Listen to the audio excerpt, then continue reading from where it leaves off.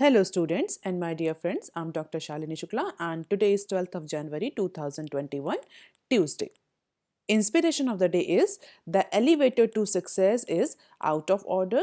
You will have to use the stairs one step at a time.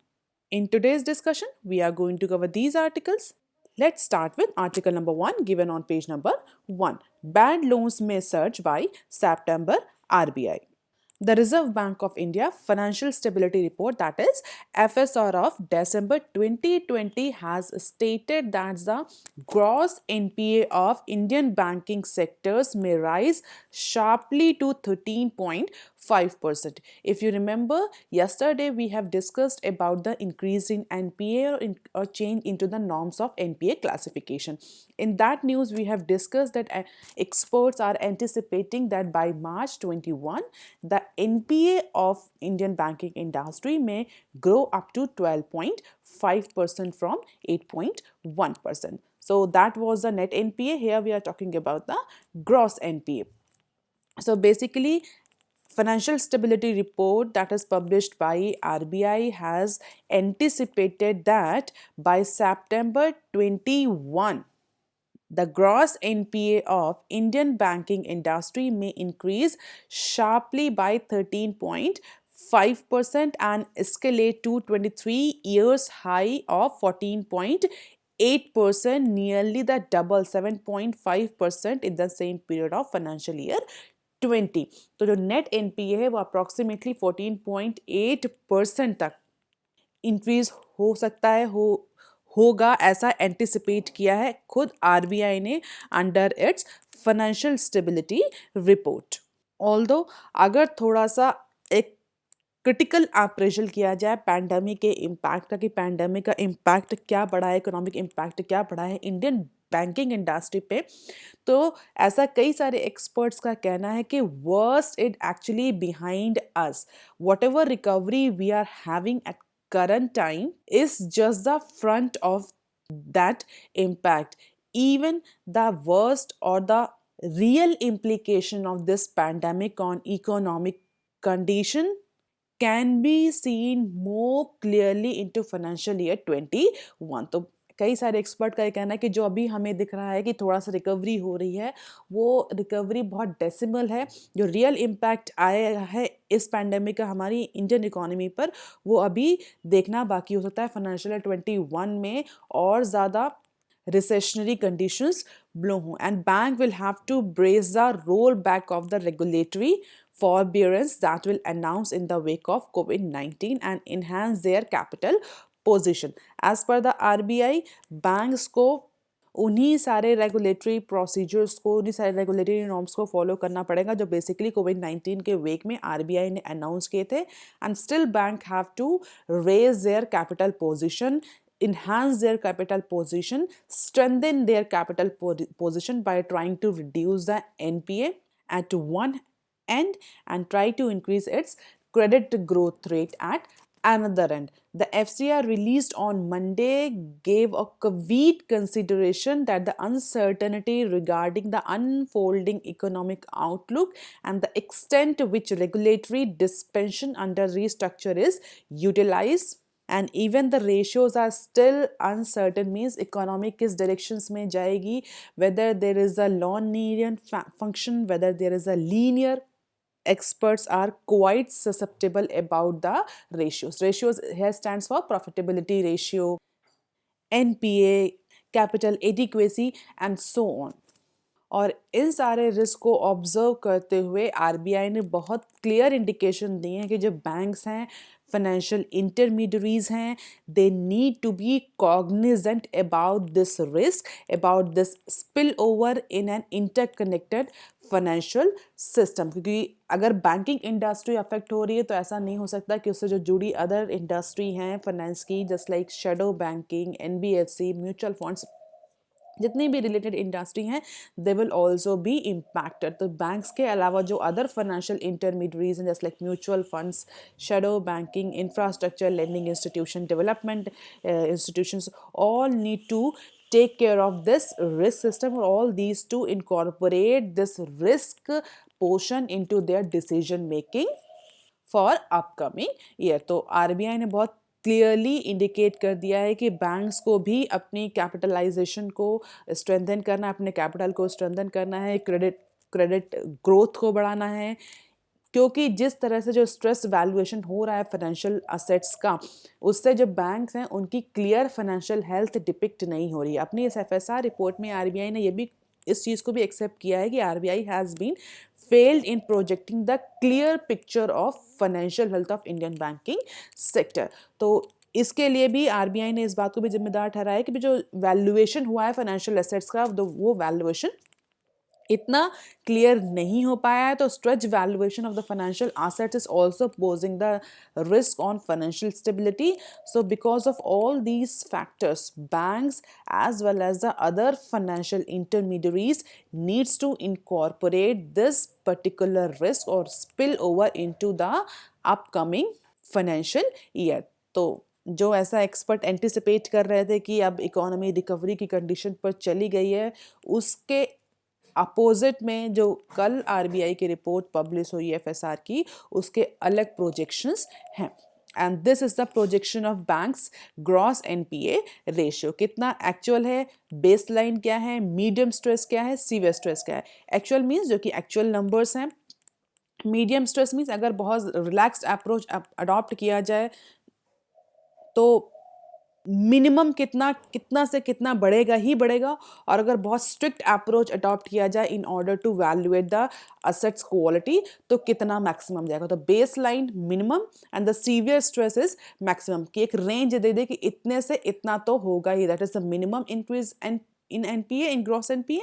And severe stress means अगर बहुत ज़्यादा stressful की condition आती है, जो एनपीए वो बहुत ज़्यादा इंक्रीज होता है, इकोनॉमी बहुत अनसर्टन सिचुएशन में आती है, रिकवरी जितनी एंटिसिपेट की जा रही है उतनी अगर नहीं होती, तो what will be the projection and what will be the quantum of gross NPA into September 21। So all these are the figures that you can go through once, no need to mark up. Most important among all is the public sector banks. This particular graph is more important.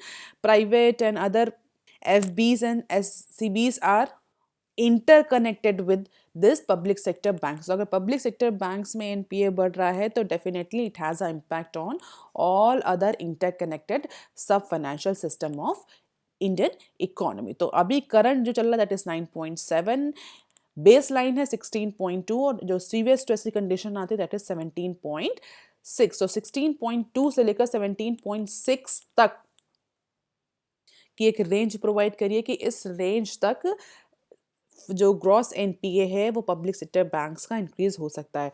अगर हम comparison करें public sector banks के NPA और private sector banks के NPA का, तो हम easily देख सकते हैं there is a huge difference.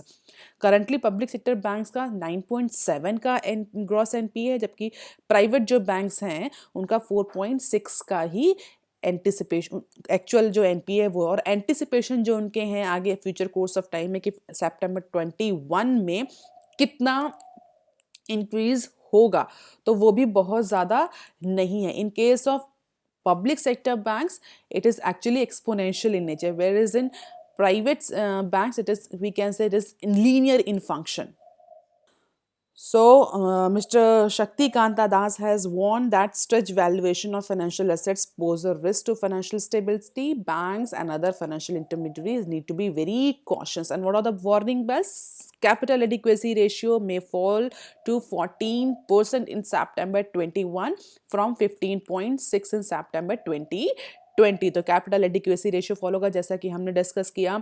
In severe stress scenario there could be rise to 9 banks, और ऐसा एंटिसिपेट किया जा रहा है कि सितंबर 21 तक कैपिटल एडिक्वेसी रेशियो इतना फॉल करेगा, ग्रॉस एनपीए इतना ज़्यादा इंक्रीज होगा कि 4 बैंक्स, मिनिमम 4 बैंक्स, 4 बैंक्स में fail to maintain at least their minimum capital level by September 21 in a base line scenario.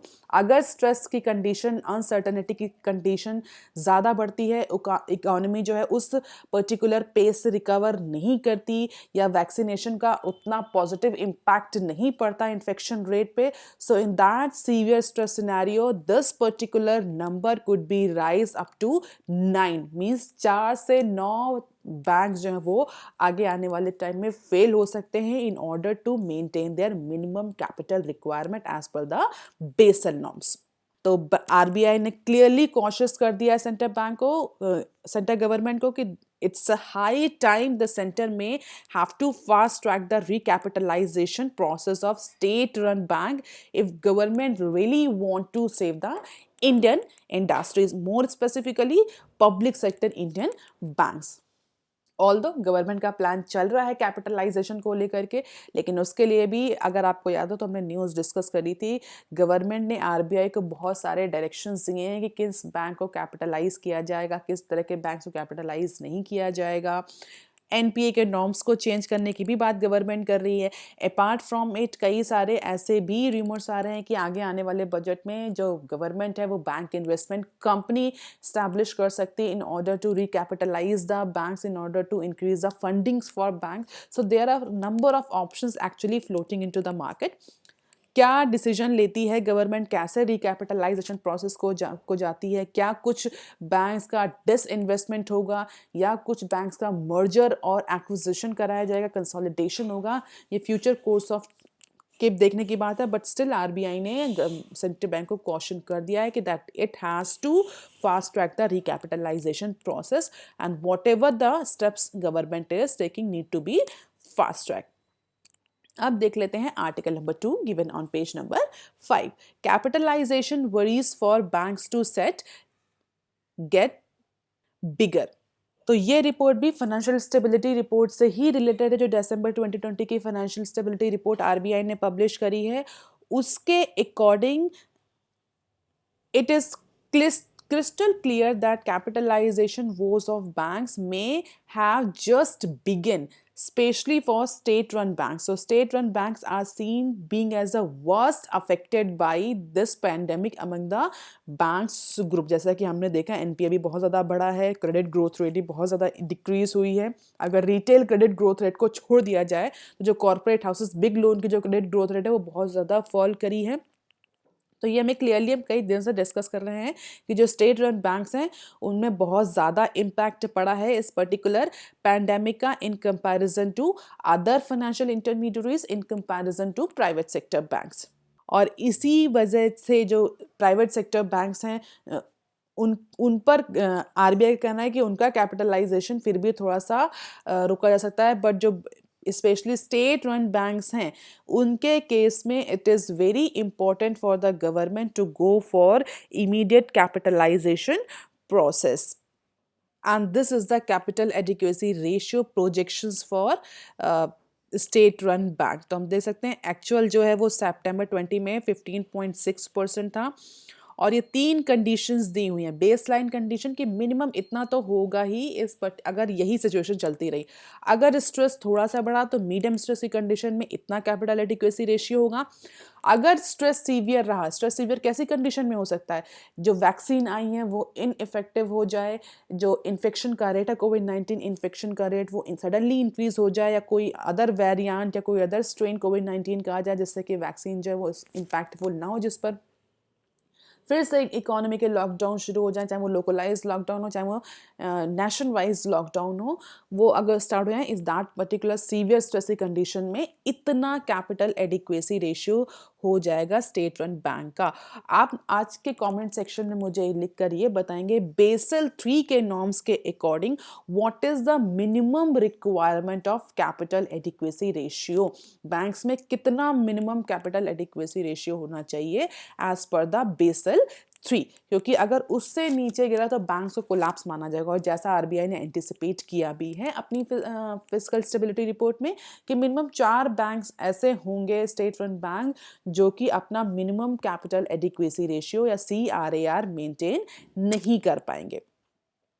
अब यहाँ पर बहुत सारे स्टूडेंट को क्वेश्चन उठ रहा होगा कैपिटल एडिक्वेसी रेशियो एक्चुअली होता क्या है, मैम बार बार डिस्कस कर रही हैं, बहुत सारे स्टूडेंट्स को पता भी होगा क्योंकि मैंने अपने कई सारे न्यूज़ डिस्कशन में ऑलरेडी कैपिटल एडिक्वेसी रेशियो के बारे में डिस्कस किया है। लेकिन जल्दी से क्विक रिकैप कर लेते हैं कि what is actually capital adequacy ratio. नाम से ही पता चल रहा है कैपिटल एडिक्वेसी रेशियो, कैपिटल कितना एडिक्वेट है बैंक्स के पास।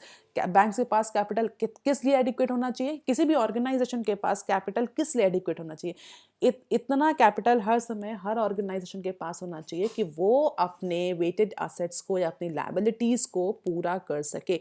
अगर किसी ऑर्गेनाइजेशन के पास इतना कैपिटल नहीं है कि वो अपने शॉर्ट टर्म और long term, more specifically short term liabilities को पे नहीं कर सकता, होल्ड नहीं कर सकता, तो हम ये कहते हैं कि उसका कैपिटल एडिक्वेसी रेशियो डाउन हो गया। फिनेंस की डेफिनेशन में अगर मैं आपको एक प्रॉपर बुकिश डेफिनेशन दूं तो ऐसे बोल सकते हैं capital adequacy ratio that is also called as capital to risk weighted asset ratio is used to protect the depositors and promote the stability and efficiency of banking system around the world. It means जो भी depositors हैं bank के, जिन्होंने bank में अपना पैसा deposit किया है in the form of saving account, in the form of FD, banks के पास हमेशा इतना पैसा हो कि उस पर्टिकुलर एफडी या उनकी डिमांड को, डिपॉजिटर्स के इंटरेस्ट को प्रोटेक्ट किया जाए। जब डिपॉजिटर अपना पैसा वापस मांगे तो उनको वो पैसा वापस मिले। अगर बैंक मना कर देता है कि we are not in a financial conditions to repay your deposits, in that case we can say that bank has been collapse. और रिसेंटली हमने कई बार देखा, पंजाब एंड सिंध बैंक के साथ भी एक केस हुआ था, यस बैंक के साथ भी एक केस हुआ था, कुछ एक दो कोऑपरेटिव बैंक्स के साथ भी एक केस हुआ जहां पर उन्होंने डिपॉजिटर्स के रिक्वेस्ट को ऑनर करने से मना कर दिया था because of the lack of liquidity. तो basically capital adequacy ratio liabilities को फुलफिल करने के लिए एडिक्वेट कैपिटल होना चाहिए, ये बताता है। और बैंक्स के लिए लायबिलिटीज क्या है, मैं आपको कई बार बता चुकी हूँ। बैंक्स के लिए लायबिलिटीज उनके डिपॉजिटर्स होते हैं, जो सेविंग अकाउंट्स होते हैं, एफडीज होती हैं, वो बैंक्स की लायबिलिटीज हैं। बैंक्स के असेट्स क्या हैं, जो बैंक लोन देता है, चाहे वो रिटेल लोन्स हो, चाहे वो बिग कॉर्पोरेट हाउस के लोन्स हो, all these loans are called as assets for bank, क्योंकि यही लोन्स जो हैं बैंक्स के लिए इनकम जनरेट करते हैं। हमारे आपके सेविंग अकाउंट्स जो होते हैं, एफडी होते हैं, बैंक्स के लिए लायबिलिटीज होते हैं। जब भी हम बैंक से डिमांड करेंगे on demand, bank have to give our money back to us. तो बैंक्स के पास इतना कैपिटल होना चाहिए कि वो अपने डिपॉजिटर्स की रिक्वेस्ट को ऑनर कर सके जब भी डिपॉजिटर अपना पैसा मांगे। तो इसी के न्यूज़ में हमने एक न्यूज़ और ऐड कर दिया, that is asset qualities of NBFCs में deteriorate further. So apart from the Indian banking industry, जैसा कि आरबीआई ने गवर्न डायरेक्ट भी किया है कि जो फाइनेंशियल इंटरमीडियरीज हैं, NBFCs, non banking financial corporations, उनको भी इस पर्टिकुलर रिस्क को इनकॉर्पोरेट करना चाहिए into their system. And as per the latest report of RBI, that is FSR, the asset qualities of non-banking financial companies is expected to deteriorate further due to business disruption that is caused by COVID-19। तो ऐसा नहीं है कि इस particular COVID-19 से केवल banking industry ही affect हुई है, इसने जो अदर इंटरमीडियरीज हैं उनको भी इम्पैक्ट किया है। और बैंक और जो क्रेडिट रिस्क है एनबीएफसीज का, वो भी इंक्रीज होने वाला है। वहाँ पर बेस लाइन, मीडियम और हाई तीनों की सिचुएशन में आरबीआई ने एंटिसिपेशन किया है। You can go with the data but no need to actually marked up this data. So NBFCs अछूते नहीं है इस पर्टिकुलर डिटोरिएशन, असर डिटोरिएशन की रेस में, दे आर ऑल्सो अफेक्टेड। और अगर आपको याद हो तो ऐसा नहीं है कि एनबीएफसीज जो हैं वो कोविड-19 से भी अफेक्टेड हैं। If you are following me continuously, कोविड-19 पैंडमिक के पहले भी एनबीएफसी की सिचुएशन बहुत ज़्यादा अच्छी नहीं थी। जैसे ही पैंडमिक स्टार्ट हुआ, आपको याद होगा एक बहुत बड़ी म्यूचुअल फंड की कंपनी 6 स्कीम में डिफ़ॉल्ट हुई थी। तो आप मुझे उस म्यूचुअल फंड कंपनी का नाम भी बताएंगे, कौन सी ऐसी म्यूचुअल फंड कंपनी थी जिसने अपने 6 स्कीम को क्लोज डाउन कर दिया था because of the initial phase of pandemic. अब देख लेते हैं article number 3, top mutual fund institution bodies plan to move Supreme Court over Assam's micro loan bills. Recently हमने डिस्कस किया था कि आसाम गवर्नमेंट ने एक micro finance institution regulation bill 2020 pass किया है और उसको लेकर के कई सारे एक्सपर्ट्स हैं, कई सारे जो माइक्रो फाइनेंस इंस्टीट्यूशंस हैं, they are actually opposing. So leading industry bodies are weighing the options of filing the PIL in Supreme Court for making the banking regulator a party to it। हालांकि RBI ने इस particular चीज़ पर objection किया था, तो आसाम की government ने RBI को बिल भेज दिया था कि can you please see this bill if this bill is clashing with centre norms और नॉट। माइक्रो फाइनेंस को लेकर के दोनों के ही रूल एक्ट्स और रूल्स और रेगुलेशन चलते हैं। तो इसके लिए जब स्टेट आसाम ने अपने खुद का एक माइक्रो फाइनेंस रेगुलेशन का बिल पास कर दिया, तो जितनी भी माइक्रो फाइनेंस इंस्टीट्यूशंस आसाम में ऑपरेट कर रहे हैं उनको प्रॉब्लम होने लगी whether to follow the centre norms और सेंटर एक्ट और सेंटर रूल्स एंड रेगुलेशंस और द स्टेट्स। तो उसको लेकर के बहुत सारे जो माइक्रो फाइनेंस इंस्टीट्यूशंस की रिप्रेजेंटेटिव बॉडीज़ हैं, they are actually opting the option for filing the PIL into Supreme Court, और दे आर एक्चुअली आस्किंग कि RBI को भी इस पर्टिकुलर बिल में एक पार्टी बनाया जाए। The micro finance institution network Sadhan and the Indian Bank Association are in formal consultations on legal options available to them after the passage of bill. So let's see Supreme Court will accept this particular PIL or not. So these are the actually key points for that mutual fund companies, banks, small finance banks actually seeking clarity on the applicability of the provision of Assam's microfinance institution regulation bill, because this bill is actually clashing with the RBI norms, with the center norms. तो micro finance की जो companies हैं, institutions हैं, they are not very much clear, और already mutual fund company पूरे India में और even Assam में भी क्राइसिस की सिचुएशंस में चल रही है। इवन ऐसा नहीं कि पैंडेमिक की सिचुएशन में म्यूचुअल फंड्स कंपनीज जो हैं वो, या माइक्रो फाइनेंस कंपनीज जो हैं, सॉरी म्यूचुअल फंड्स नहीं, माइक्रो फाइनेंस जो कंपनीज हैं, they are actually under crisis. Even in Andhra Pradesh since last a decade this particular microfinance companies are facing the crisis situation. So RBI has written to Assam government and RBI highlighted their concern about this bill, but still RBI is not being included as a party. तो आप जितने भी micro finance की companies हैं, representative bodies हैं, they are moving towards Supreme Court. Supreme Court क्या decision लेती है इस पर्टिकुलर PIL पर, वेदर सुप्रीम कोर्ट एक्सेप्ट करती है इस PIL को या नहीं एक्सेप्ट करती, और अगर एक्सेप्ट करती है तो क्या डिसीजन आता है, that's a future course of action. Let's discuss some other news clip. Sensex closes in on 50,000 milestone. The stock on Monday cheers the scheduled rollout of COVID-19 vaccine. तो हम सभी को पता है 16 जनवरी से COVID-19 वैक्सीन रोल आउट हो रही है, उसको लेकर के सेंसेक्स में, शेयर मार्केट में पॉजिटिव सेंटिमेंट्स देखने को मिले, और शेयर मार्केट जो बेंचमार्क इंडेक्सेस हैं शेयर मार्केट के, cross the 49,000 mark for the first time and is now within striking distance of 50,000 milestone. It is in case of Sensex. तो जितने भी निफ्टी 50 हैं सब ने पॉजिटिव डेवलपमेंट रजिस्टर किया। निफ्टी सेंसेक्स तो अप्रॉक्सीमेटली 50,000 के माइलस्टोन पर पहुंचने जा रहा है। जो मेजर गेनर्स रहे वो HTL टेक्नोलॉजीज, इंफोसिस और HDFCs में। हालांकि जो लूजर्स की अगर हम बात करें तो Bajaj finance and Reliance Industries were the top loser in case of this rally. अब देख लेते हैं next clip. Government ink pact first vax lot to fly today. So now government today is going to sign the deal with maybe two companies. One is AstraZeneca and other is Bharat Biotech for first purchase agreement for government sponsored COVID vaccine program. So Pune institute, जो Pune based institute है, that is serum institute of India, उससे government फिलहाल के लिए first purchase agreement sign करने जा रही है। Talks were on with the Hyderabad headquarter Bharat Biotech till the time is going to the press. तो आज हो सकता है government of India vaccine supply के लिए सीरम इंस्टीट्यूट और भारत बायोटेक से साइन करे। सीरम इंस्टीट्यूट से तो क्लियर है, पर भारत बायोटेक का क्या सीन है ये अभी आगे आने वाले टाइम में पता चलेगा। और हम सबने डिस्कस किया था Pfizer is out of the race because of the high prices. अब देख लेते हैं नेक्स्ट क्लिप।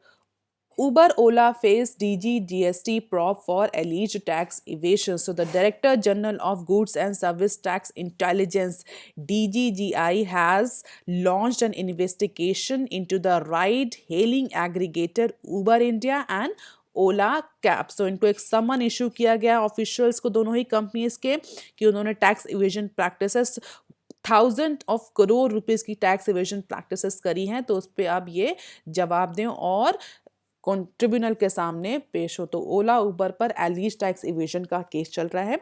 जैसे केस मूव ऑन करेगा हम इसका डिटेल में पढ़ेंगे. तो liability of Uber has been fixed as 8,000 crore and Ola for 800 crore and Ola for 300 crore. तो इतने अमाउंट की 800 करोड़ और 300 करोड़ अमाउंट का जो टैक्स इवेजन है, जो लाइबिलिटी फिक्स करी है DGGST ने, वो फिक्स करी है और उसके लिए दोनों ही कंपनीज के ऑफिशियल को समन किया गया है. अब देख लेते हैं नेक्स्ट क्लिप.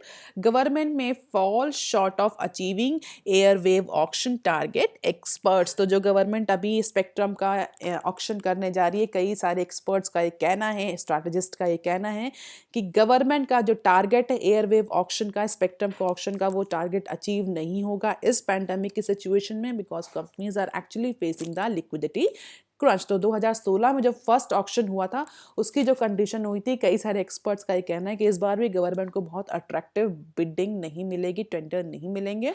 तो जो ऑक्शन का टारगेट रखा गया है वो बहुत एम्बिशियस टारगेट है. Government may not able to achieve this target. So it's a time government should revise either to airwave auction target or to postpone this spectrum target for future. So that's all for today, student. If you have any query and suggestion, please write on comment section below. Please answer to the questions.